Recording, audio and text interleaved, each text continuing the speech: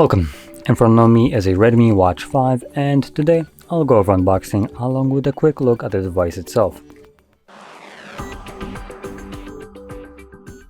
So anyway, popping it open right away.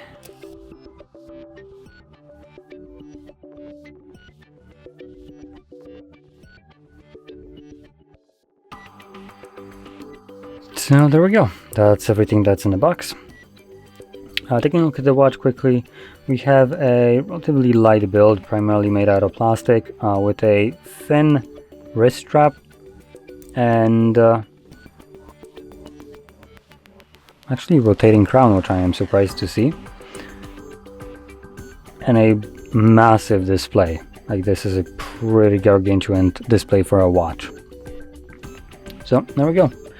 Anyway, if you found this video helpful, don't forget to hit like, subscribe, and thanks for watching.